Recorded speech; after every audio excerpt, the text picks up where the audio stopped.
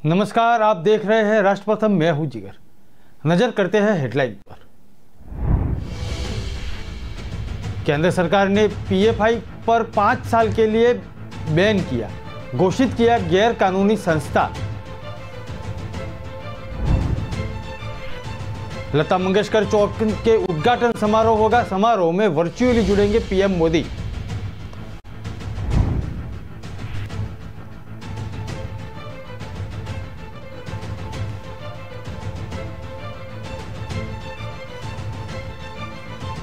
चीन ने अंतरिक्ष में एक साथ 3 सैटेलाइट छोड़े।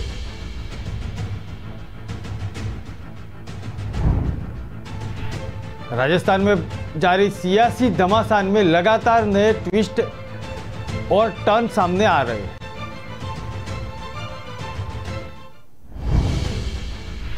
हिमाचल प्रदेश के मंडी जिले में सूबे का पहला केबल स्टेट पुल जनता को समर्पित कर दिया गया।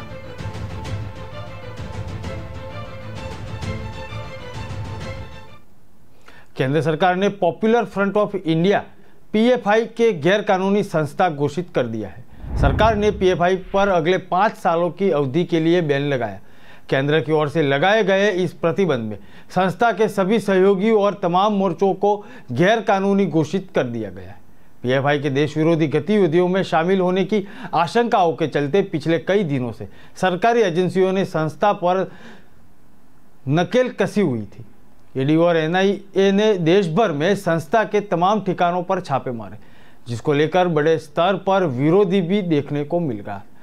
मंगलवार को सरकार के पीएफआई के खिलाफ कार्रवाई जारी की थी और कल 7 राज्यों में स्थानीय पुलिस और आतंक विरोधी दस्ते ने पीएफआई से जुड़े ठिकानों पर छापा मारा था। 170 से अधिक लोगों को हिरासत में लिया गया था। पूछताछ के दौरान इनमें से कई को गिरफ्तार भी किया गया है। इसके पहले एनआईए के नेतृत्व में 15 राज्यों में छापेमारी हुई थी।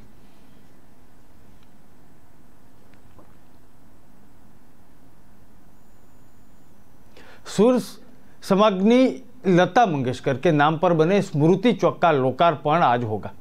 पीएम नरेंद्र मोदी वर्चुअली लोकार्पण समारोह में जुड़ेंगे, जबकि अयोध्या में सीएम योगी आदित्यनाथ चौराहे का लोकार्पण करेंगे। लोकार्पण समारोह में केंद्रीय पर्यटन मंत्री संस्कृति जी किशन रेड्डी भी शामिल होंगे। लता मंगेशकर चौक के उद्घाटन समारोह में उनके भतीजे आदिनाथ मंगेशकर व कृष्णा भी साथ में आ रहे हैं। लोकार्पण समारोह आज सुबह 11 बजे शुरू होगा।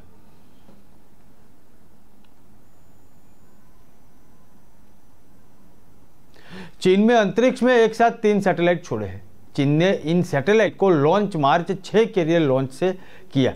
चीन ने त्याइन सैटेलाइट लॉन्च सेंटर से एक साथ 3 सैटेलाइट छोड़कर एक इतिहास रच दिया। सुबह 7:50 पर सैटेलाइट लॉन्च सेंटर से मिनट को पूरा किया गया। चीन लगातार अंतरिक्ष में अलग अलग मकसद से सैटेलाइट को लॉन्च करती है। चीन सबसे कम समय में एक साथ 3 सैटेलाइट लॉन्च करके नया रिकॉर्ड बन चुका है। चीन इनसे पहले अंतरिक्ष में सैटेलाइट लॉन्च भी कर चुका है।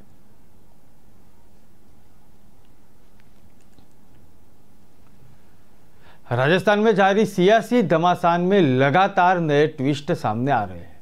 खबर आ रही है कि सीएम अशोक गहलोत खेमे में कई विधायक बैकफुट पर आते दिख रहे हैं।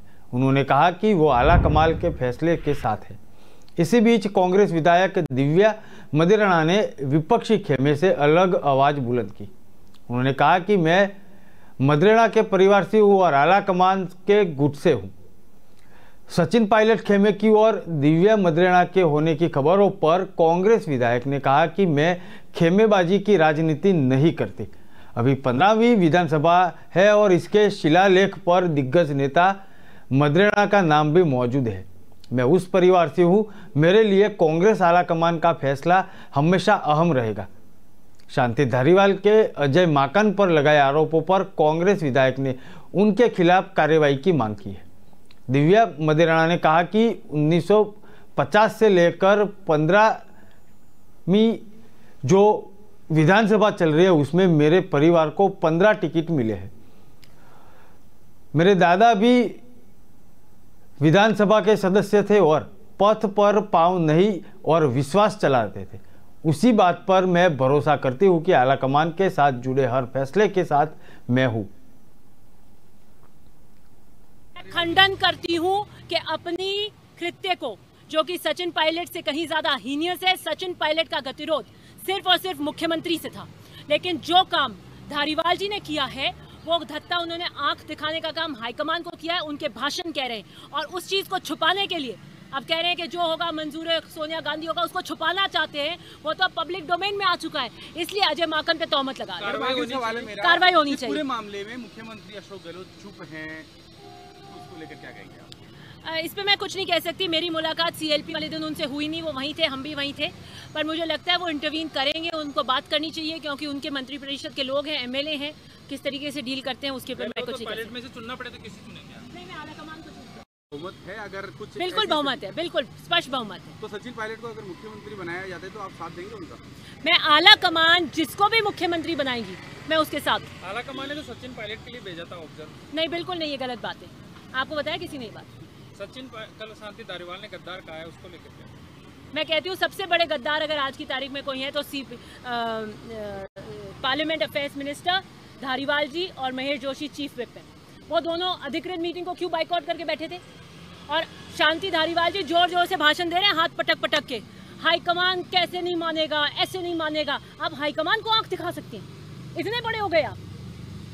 लेकिन उन्होंने तो कहा है कि मीटिंग जो है वो ऐसे ही मीटिंग की जैसे रोजाना होती है, कोई पहले से प्लान मीटिंग नहीं। केसी वेणुगोपाल जी का ट्वीट है, रात को 2 बजे महेश जोशी जी ने हर विधायक को फोन किया है। क्यों फोन किया है, क्यों बुलाया? मुख्यमंत्री जी के यहाँ बकायदा पूरे टेंट लगते हैं, स्टेज रखा है, मुख्यमंत्री जी स्वयं ऑब्जर्वर्स को होटल लेकर सीएमआर आते हैं। क्यों आते हैं? अगर विधायक दल की मीटिंग नहीं थी तो वहाँ पे खाने की व्यवस्था होती है, हमने भी पकौड़े खाए वहाँ पे। विदेश मंत्री एस जयशंकर ने कहा कि जम्मू कश्मीर को विशेष दर्जा देने वाला अनुच्छेद 370 संविधान का अस्थायी प्रावधान है। उन्होंने तत्कालीन राज्य में इंटरनेट के कट के बारे में हंगामे के बीच संबोधित किया। आलोचकों पर भी निशान साधते हुए एस जयशंकर ने कहा कि यदि आप उस स्तर पर पहुंच गए हैं तो जहां हम कहते हैं कि इंटरनेट कट मानव जीवन के नुकसान से ज़्यादा खतरनाक है, तो मैं क्या कर सकता हूं। वह सोमवार को वॉशिंगटन डीसी में मोदी एट 20 की किताब पढ़ने के दौरान बोल रहे थे। 5 अगस्त 2019 को केंद्र ने अनुच्छेद 370 के तहत दिए गए जम्मू कश्मीर की विशेष स्थिति को रद्द करने और इसी क्षेत्र को केंद्र शासित प्रदेशों जम्मू कश्मीर और लद्दाख में विभाजित करने के अपने निर्णय की घोषणा की थी। यदि आप अनुच्छेद 370 के मुद्दे को देखते हैं तो संविधान के एक अस्थायी प्रावधान को आखिरकार समाप्त कर दिया गया था। इसे बहुसंख्यकवादी कार्य माना जाता था। अब मुझे बताओ कि कश्मीर में जो हो रहा है वह बहुसंख्यक नहीं था। उन्होंने यह भी तर्क दिया कि अनुच्छेद 370 को निरस्त करने से संबंधित तथ्यों को खेला गया है। उन्होंने कहा कि क्या सही और क्या गलत है वह भ्रमित है, यह वास्तव में काम की राजनीति है। हम इन पर बहस से दूर रहकर अपने देश या अपने विश्वासों की अच्छी तरह से या यहाँ तक कि सही या गलत की अपनी भावनाओं की अच्छी तरह से सेवा नहीं कर सकते। Indian soldiers or Indian policemen who are abducted or killed, if they are people working for the government or citizens going about their business who lose their lives, how often do you hear people talking about it, pronouncing on it? In fact, look at the media coverage. What does the media cover? What does the media not cover? And that is how actually opinions and perceptions are shaped. There was a big song and dance about internet being cut. Okay. Now, if you have reached a stage where you say an internet cut is more dangerous than the loss of human lives, then what can I say? So the fact is if you look at the whole 370 issue, I mean, it's a fundamental, maybe I should not be looking in your direction. I ask you all to just a very basic point. What was a temporary provision of the Constitution was finally put to rest. This was supposed to be act of majority. No, wait. This was supposed to be majoritarian. Now tell me, what was happening in Kashmir was not majoritarian. So, I think the way facts are slanted, things are played up, what is right, what is wrong is confused. This is actually politics at work. And again, we should not let it rest. We should contest it, we should educate, we should message, we should shape the narrative. This is a competitive world. We need to get our messages out. That is my message to Himachal Pradesh के मंडी जिले में state pool जनता को समर्पित कर दिया गया। CM Jairam Thakur ने इसका उद्घाटन किया। मंडी के हणोगी स्थित इस केबल पुल का निर्माण में 25 करोड़ रुपए की लागत आई है। इसे बनाने में 4 साल का वक्त लगा। सीएम जयराम ठाकुर ने जिले के द्रेग एवं सराज विधानसभा क्षेत्रों को जोड़ने वाले ब्यास नदी पर 25 करोड़ रुपए की लागत निर्मित केबल स्टेट पुल का लोकार्पण करने के बाद जनसभा की ओर उन्होंने कहा कि वर्ष 2018 में इस पुल का शिलान्यास किया था और जनता को समर्पित कर दिया गया है। केबल पर टिका यह अपनी तरह का प्रदेश का पहला पुल है और इससे सराज और द्रंग के लोगों को आवागमन की और बेहतर सुविधा उपलब्ध हो सकेगी। साथ ही में सैलानियों के लिए भी आकर्षण का केंद्र बनेगा। सराज और द्रंग के लोगों को पुल बनने से पंडो नहीं जाना पड़ेगा और इससे 20 किलोमीटर की दूरी कम होगी। बता दें कि दिल्ली, गोवा, मुंबई और नागपुर में इस तरह के पुलों का निर्माण होता है।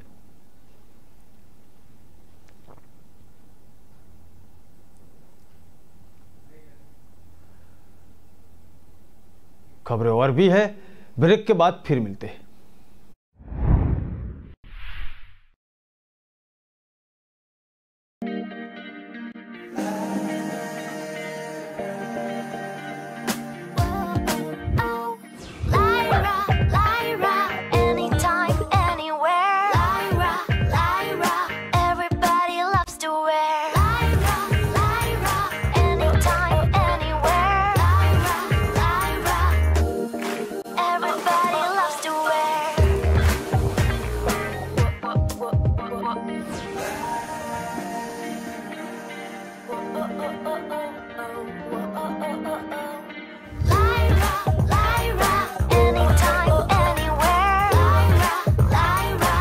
My life, my Lyra.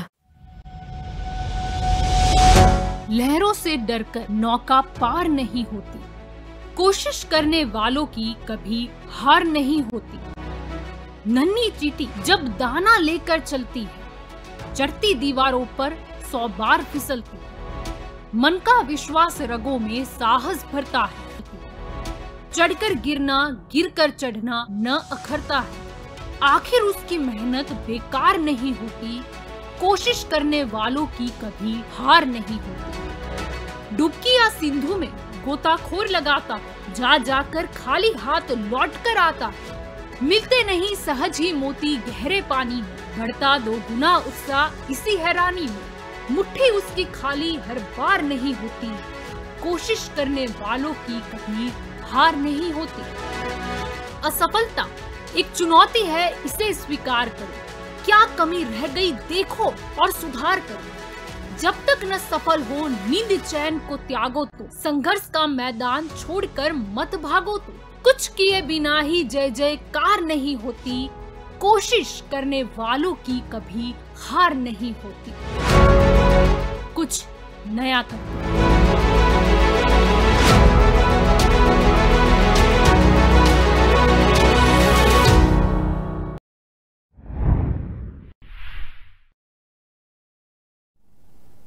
Sri Lanka के राष्ट्रपति रानिल विक्रमसिंघे ने कहा कि उनकी सरकार संयुक्त राष्ट्र सुरक्षा परिषद में भारत और जापान को स्थायी सदस्य दर्जा देने के लिए प्रयासों का समर्थन करेगी।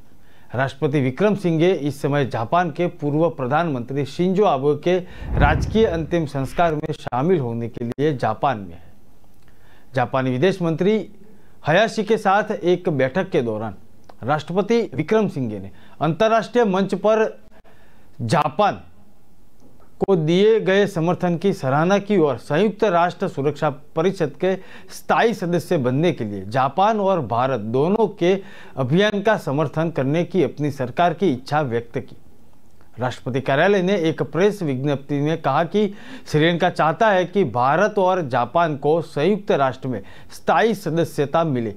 आपको बता दें कि भारत संयुक्त राष्ट्र सुरक्षा परिषद में सुधार के लिए वर्षों से प्रयास कर रहा था।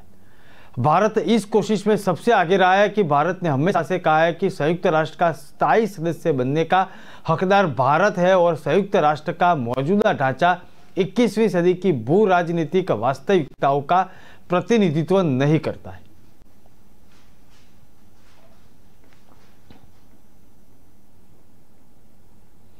उत्तराखंड में 19 साल की अंकिता भंडारी की हत्या को लेकर रिसोर्ट में काम कर चुकी पूर्व महिला कर्मचारी ने बड़ा खुलासा किया। उसका कहना है कि रिसोर्ट का मालिक पुलकित आर्य और अंकित गुप्ता लड़कियों से बदसलूकी करते थे। वह कर्मचारी ने कहा कि मैंने वनंतरा रिसोर्ट में मई में ज्वाइन किया था और जुलाई में नौकरी छोड़ दी थी। पुलकित आर्य और अंकित गुप्ता रिसोर्ट में लड़कियां लाते थे, वहाँ वीआईपी भी आते थे, वहाँ बहुत गिलोनी हरकतें होती थी। देहरादून की रहने वाली इस पूर्व महिला कर्मचारी ने बताया कि मैं वहाँ फ्रंट ऑफिस में रिसेप्शनिस्ट थी। पूर्व मंत्री विनोद आर्य का बेटा पुलकित आर्य लड़कियों के साथ गंदी हरकतें करता था, उन्हें गंदी गालियां भी देता था। रिसोर्ट में संदिग्ध लड़कियां आते थे। पुलकित रजिस्टर के उनके एंट्री करने से मना कर देता था। कई बार वह इन लड़कियों के साथ गांजा और नशे का भी शिकार होता था। महिलाओं ने कहा कि एक बार पुलकित की पत्नी रिसोर्ट आई थी और उनके घर में काम करने को कहा गया। मैं घर गई, लेकिन कुछ ही दिनों में वहां से वापस रिसोर्ट आ गई थी। दरअसल पुराने रिसेप्शनिस्ट का मैनेजर सौरभ भास्कर से झगड़ा हुआ था। वह काम छोड़कर चला गया। उसका काम मेरे पास आया था। पोस्टमार्टम रिपोर्ट भी प्राप्त हो चुके हैं और उसके उनके परिवार को भी जानकारी दे दिया है पोस्टमार्टम रिपोर्ट के संबंध में।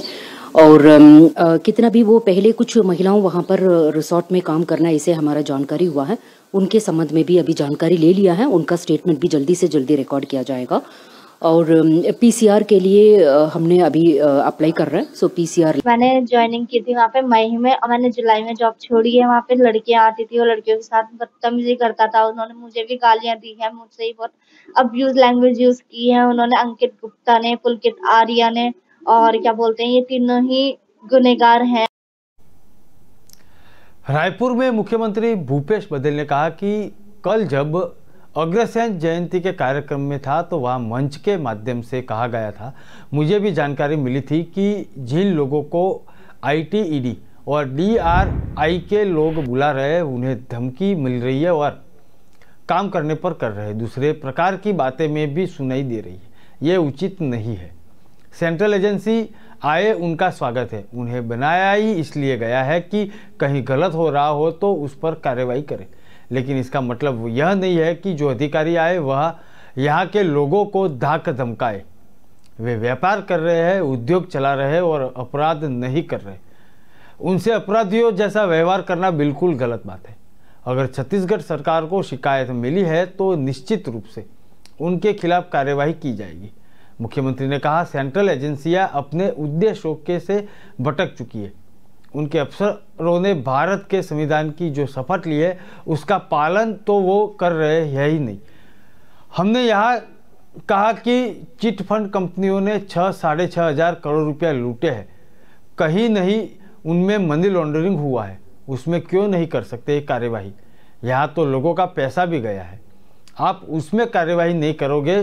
जो ब्रांड एम्बेसडर बाहर घूम रहे हैं और उनसे पूछताछ भी नहीं करोगे। आपकी कार्यशैली ऐसी है कि जिसी की रिमोट से आप चल रहे हो।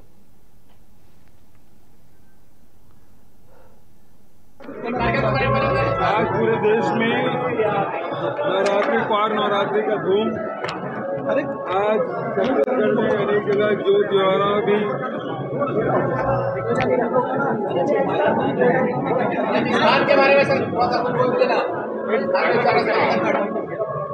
छत्तीसगढ़ सहित पूरे देश में आज माता रानी विराजी है।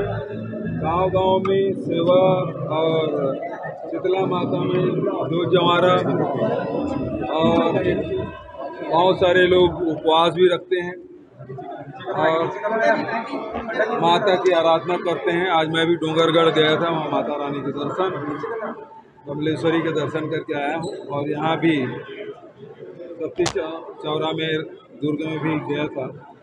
साथ ही साथ आज अग्रसेन जयंती और पूरे देश भर में अग्रसेन महाराज के जयंती बहुत धूमधाम से हमारे अग्रवाल समाज के लोग आयोजन कर रहे हैं। मुझे भी यहाँ आमंत्रित किए। भिलाई में बहुत बड़ी संख्या में अग्रवाल समाज के लोग रहते हैं। बड़ा आयोजन हुआ, यहाँ भी आने का अवसर। सर, एक शिकायत है इसमें अग्रवाल समाज की, लोग परेशान किए जाते हैं। आज सेंट्रल एजेंसी के माध्यम से, चाहे वो DRI हो, ED हो, IT हो, इसके माध्यम से प्रताड़ित करने की शिकायतें इसके पहले भी मिले थे। आज मंच के माध्यम से ये बात कही गई और ऐसे में देखिए, जितने भी सेंट्रल एजेंसी हैं उसका हम स्वागत करते हैं, उसको विरोध नहीं है और जो गलत है उसके खिलाफ कार्रवाई होनी चाहिए। लेकिन अनावश्यक रूप से यदि प्रताड़ित किया जाता है और यदि उस व्यक्ति के द्वारा यदि छत्तीसगढ़ के पुलिस के पास यदि शिकायत मिलती है तो निश्चित रूप से कड़ी कार्रवाई की जाएगी।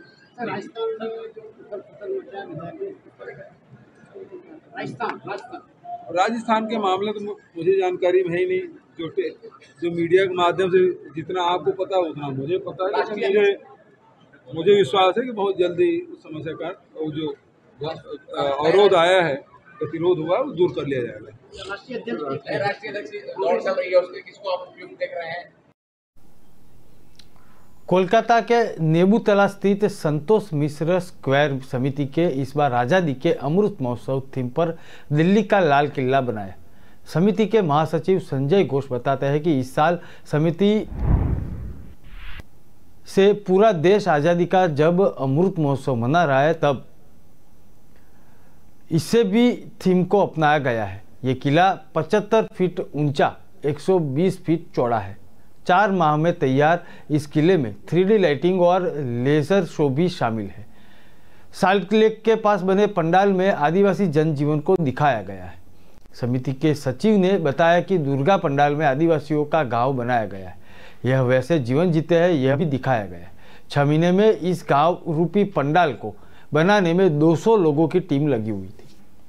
स्क्वायर समिति के सचिव सजल घोष ने बताया कि पंडाल के सामने सफेद दीवार प्रोजेक्ट पर काम कर रहे हैं। इसी दीवार पर 3D लाइट की मदद से भारत की विभिन्न पारंपरिक वास्तुकलाओं को दिखाया जाएगा।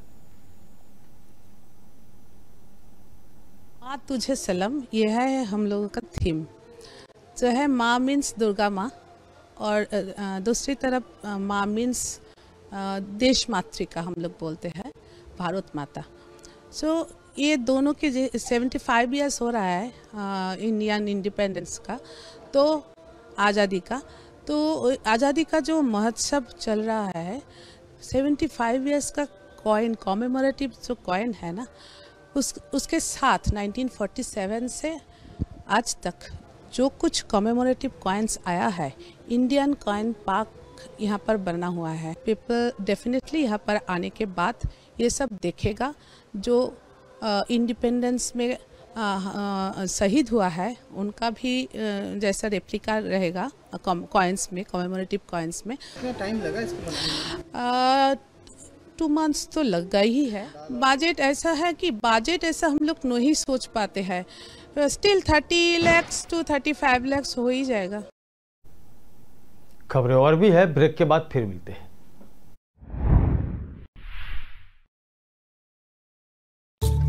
चाय तैयार है। मैं चेंज करके आती हूँ।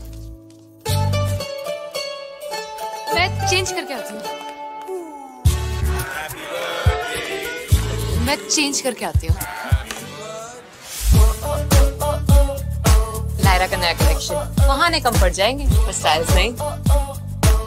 Lyra, time to style. बोल धरती जयकारा, गगन है सारा गूंजा रे।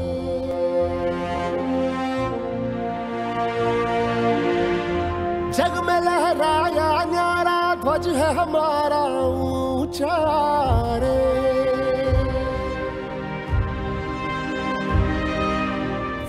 हम वो योद्धा वो निडर, हम जो भी दिशा में जाए, सारे पथ चरण छुए और पर्वत शीस नवाए। रास्ते से हट जाए नदियां हो के हवाए।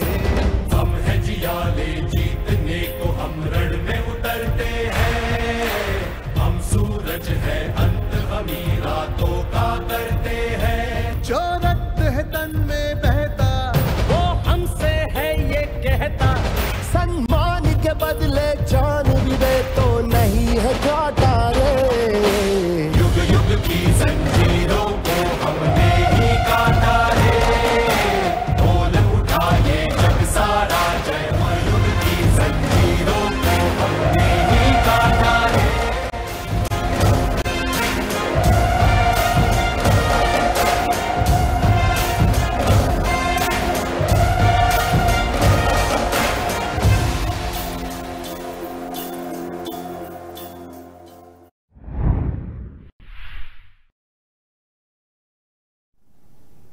कांग्रेस में अध्यक्ष और राजस्थान के मुख्यमंत्री का चयन में उलझ चुका है। अशोक गहलोत के अध्यक्ष पद के नामांकन के बीच सचिन पायलट को मुख्यमंत्री बनाए जाने की संभावनाएं बनने लगी। ऐसे में गहलोत गुट हाईकमान से ही भिड़ चुका है। गहलोत गुट के विधायक दल की बैठक का बहिष्कार कर दिया गया है। कांग्रेस अध्यक्ष चुने जाने तक यानी 19 अक्टूबर तक ये गुट किसी भी मीटिंग में शामिल नहीं होगा। शर्तें भी रखी है। पहली सरकार बचाने वाले 102 विधायकों यानी कि गहलोत गुट से सीएम बने थे और दूसरे सीएम तब घोषित हो तब अध्यक्ष चुनाव हो जाने के बाद ये प्रक्रिया होनी चाहिए। तीसरी शर्त है जो भी नया मुख्यमंत्री हो अशोक गहलोत की पसंदगी का ही हो। मुख्यमंत्री में अशोक गहलोत के गुट के ये 3 शर्त के बाद दिल्ली में सोनिया गांधी से मिलने अजय माकन ने कहा कि अध्यक्ष ने लिखी रिपोर्ट मांगी है और हमने सारी बातें कांग्रेस अध्यक्ष को बता दी है। शांति धारीवाल ने कांग्रेस के प्रदेश प्रभारी अजय माकन और सचिन पायलट पर बड़ा हमला बोला। धारीवाल ने कहा कि डिप्टी सीएम रहते हुए, प्रदेश अध्यक्ष रहते हुए 34 दिन तक सरकार गिराने की कोशिश करने वाले लोगों को चीफ मिनिस्टर बनाने के लिए secretary general in charge Ajay Maken आए थे। हमें लगता है कि कई दिनों से सूचनाएं आ रही थी कि वे पायलट के समर्थन में प्रचार करने के लिए कह सकते हैं। हमारे पास इसके सबूत है। वे सीएम अशोक गहलोत को हटाने के लिए षड्यंत्र कर रहे थे।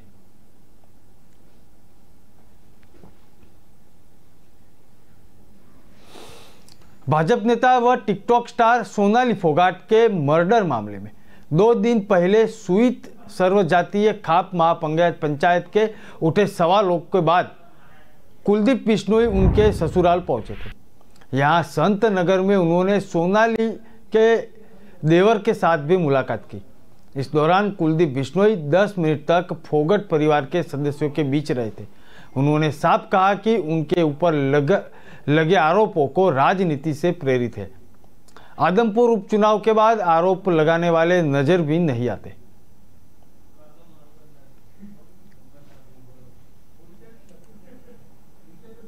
सिरफिरे आशिक ने रविवार को एक विवाहिता पर पेट्रोल छिड़कर आग लगा दी थी। विवाहिता ने उदयपुर हॉस्पिटल ले जाते हुए दम तोड़ा। इसके बाद परिजन आग बबूला हो चुके थे। ग्रामीण के साथ मिलकर रास्ता जाम कर दिया। आरोपी और पकड़ने और 25 लाख रुपए मुआवजे की मांग की। मामले में देर शाम आरोपी को डिटेन कर दिया गया था, जिसके बाद परिजन शांत हुए थे। मामला चित्तौड़गढ़ के मंगलवार थाना क्षेत्र का है। मामला प्रेम प्रसंग का था। बड़ी साबड़ी डिप्टी नगेंद्र कुमार ने बताया कि एक महिला ममता गुर्जर अपने मायके में खेत में काम कर रही थी मंगलवार क्षेत्र के सारणपुरा गांव में रहने वाले सिरफिरा आशिक दिनेश जाट ने अपने दोस्तों के साथ आया और ममता पर पेट्रोल छिड़ककर उसे जला दिया। सभी आरोपी मौके से भाग निकले। ममता के पिता रतनलाल गुर्जर आग बुझाकर बेटी को हॉस्पिटल ले चुके थे, जहां उसकी हालत खराब होने के कारण उन्हें उदयपुर रेफर किया गया, लेकिन उसकी मौत हो चुकी थी।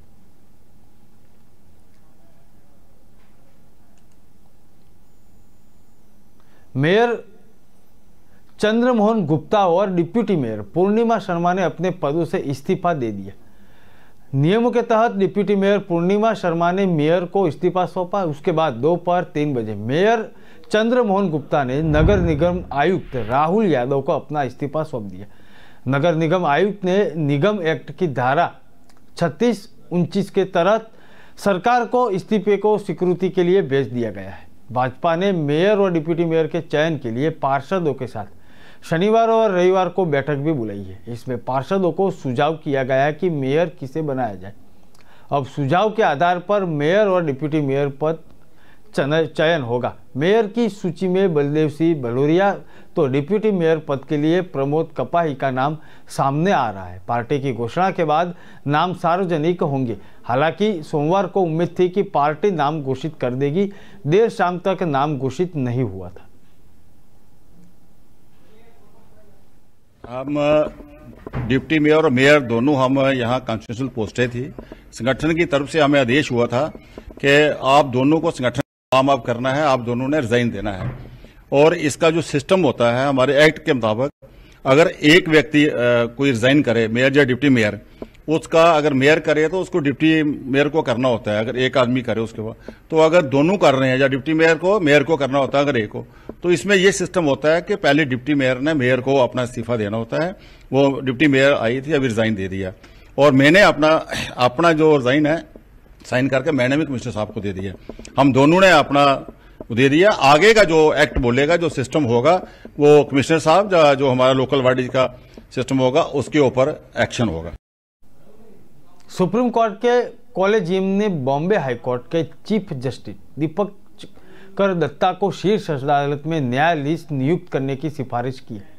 सुप्रीम कोर्ट की वेबसाइट पर दी गई जानकारी के अनुसार CJIU ललित की अध्यक्षता में हुए कॉलेजियम की बैठक में यह फैसला लिया गया।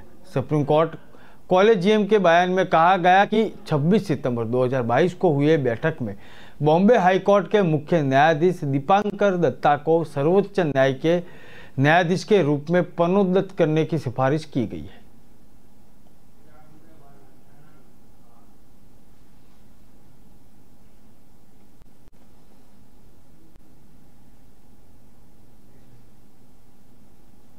खबरें और भी है, ब्रेक के बाद फिर मिलते हैं।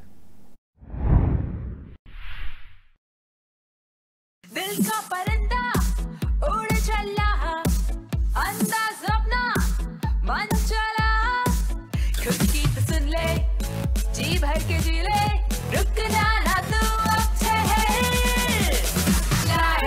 Lyra, anytime, anywhere. Lyra, everybody loves to wear. Lyra, anytime, anywhere.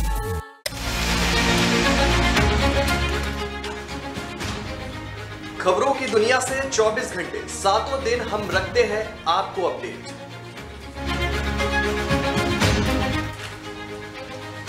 मोहल्ले, नुक्कड़, सड़क, चौराहे, जिले से लेकर सूबे तक हर छोटी सी छोटी खबर हम पहुंचाते हैं आप तक।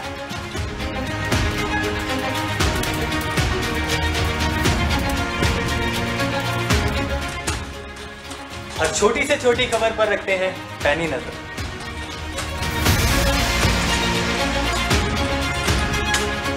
हर खबरों को अपने बेबाक अंदाज में खबरें पहुंचाते हैं आपके हाथ में।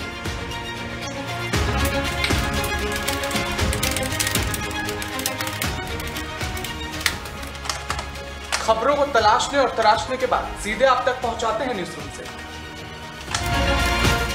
सिर्फ खबरों को आप तक पहुंचाने की जिम्मेदारी नहीं उठाते, बल्कि खबरों के पीछे की हकीकत को भी आप तक पहुंचाते हैं हम, क्योंकि हम है राष्ट्र प्रथम, जो खबरें पहुंचाए आप तक प्रथम।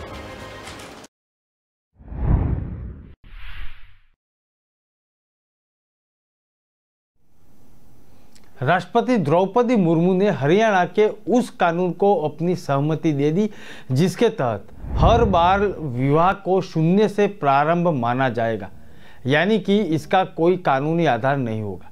किसी पुरुष और 15 से 18 वर्ष के बीच की लड़की के बीच वैवाहिक संबंध बनाना अवैध माना जाएगा। बाल विवाह निषेध विधेयक 2020 सुप्रीम कोर्ट के एक फैसले के बाद लागू किया गया था।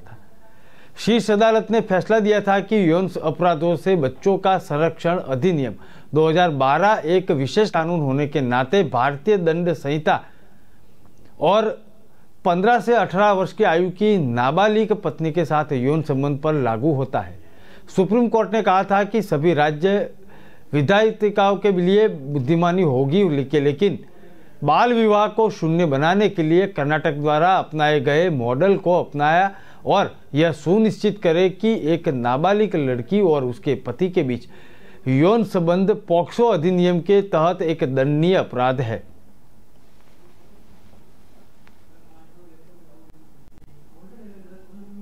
स्वीडन की हथियार बनाने वाली कंपनी अब भारत में ही हथियार का निर्माण करेगी। रक्षा उत्पादन कंपनी साब ने फैसला लिया है कि वह अपनी कार्ल गुस्ताफ M4 हथियार प्रणाली का भारत में निर्माण करेगी। कंपनी के वरिष्ठ उपाध्यक्ष ने इस बाबत की जानकारी दी। उन्होंने कहा कि उम्मीद है कि कंपनी साल 2020 में भारत में अपने इसका उत्पादन शुरू कर देगी। कंपनी के वरिष्ठ उपाध्यक्ष ने यह बात बताई। पहली बार है कि जब कंपनी स्वीडन से बाहर निकलकर अन्य देश में अपने उत्पादन बनाएगी।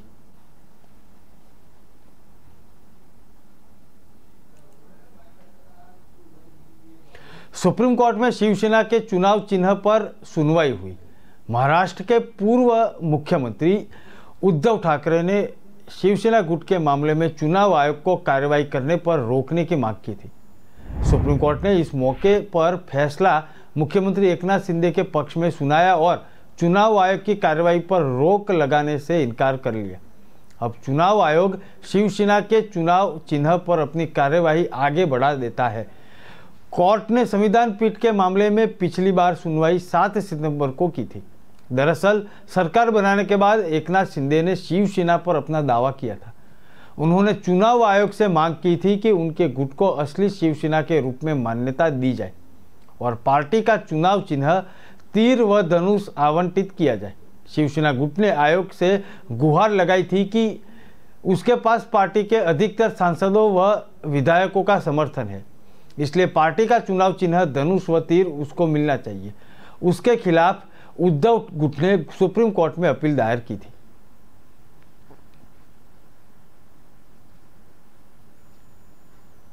मध्य प्रदेश की सत्ता से 15 साल दूर रही कांग्रेस का वनवास साल 2018 में खत्म हुआ, लेकिन ज्योतिरादित्य सिंधिया की 22 विधायकों के साथ बगावत के चलते सरकार गिर गई। अब कमलनाथ मध्य प्रदेश की सत्ता में वापसी के लिए पूरा जोर लगा रहे हैं। राहुल गांधी की भारत जोड़ो यात्रा नवंबर महीने के अंत में आने की उम्मीद थी। भारत जोड़ो यात्रा में शामिल होने प्रियंका गांधी भी मध्य प्रदेश के दौरे पर जाएगी। पीसीबी में इनका पूरा प्लान बनाया जा रहा है। नेताओं की माने तो प्रियंका गांधी उज्जैन में भारत जोड़ो यात्रा को ज्वाइन कर सकते हैं। भारत जोड़ो यात्रा के मध्य प्रदेश प्रभारी पीसी शर्मा ने बताया कि प्रियंका गांधी के मध्य प्रदेश आने का कार्यक्रम जल्द ही फाइनल हो जाएगा। अब तक तय तारीख के मुताबिक राहुल गांधी की भारत जोड़ो यात्रा बुरहानपुर से मध्य प्रदेश में 25 नवंबर को आसपास प्रवेश करेगी। राहुल गांधी की इस यात्रा में मध्य प्रदेश से 5 उप यात्राएं जुड़ेगी। इन उप यात्राओं की जिम्मेदारी कांग्रेस के नेताओं को दी गई है।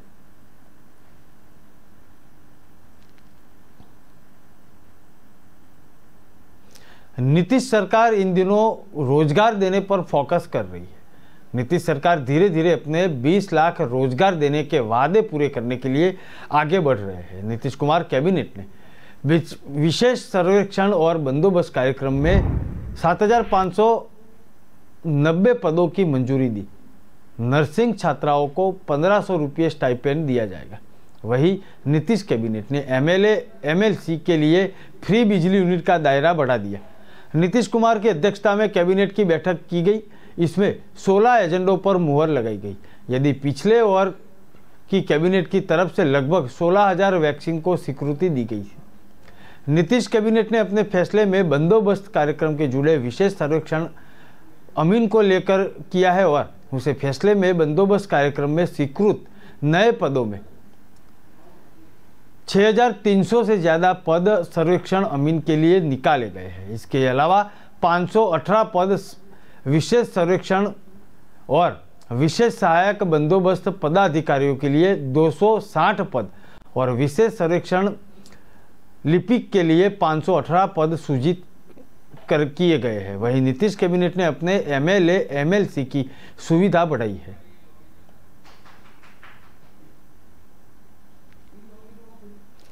छत्तीसगढ़ सरकार राजीव गांधी युवा मिताल क्लब के सदस्यों को पर्यटन के जुड़ा प्रशिक्षण देगी। मुख्यमंत्री भूपेश बघेल ने इसकी जानकारी दी। वे विश्व पर्यटक विषय पर रायपुर के एक होटल में आयोजित टूरिज्म कॉन्क्लेव को संबोधित कर रहे थे। मुख्यमंत्री ने कहा है कि छत्तीसगढ़ के युवा जब पर्यटन के प्रति जागरूक होंगे तो प्रदेश के पर्यटन और ज्यादा बढ़ावा मिलेगा। मुख्यमंत्री भूपेश बघेल ने कहा कि एक समय था जब छत्तीसगढ़ का नाम लेते ही लोगों के जहन में सिर्फ खनिज संसाधन और नक्सलियों का ख्याल आता था। लंबे समय तक छत्तीसगढ़ का पर्यटन उपेक्षित रहा और नए राज्य बनाने के लिए भी पूरा ध्यान सिर्फ नक्सल समस्या पर भी था। छत्तीसगढ़ के इतना सब कुछ किया और सिर्फ प्रकृति से मिले उपहारों को भी हम सुव्यवस्थित कर लेते हैं तो स्थान पर्यटकों की पहली पसंद बन जाएगा।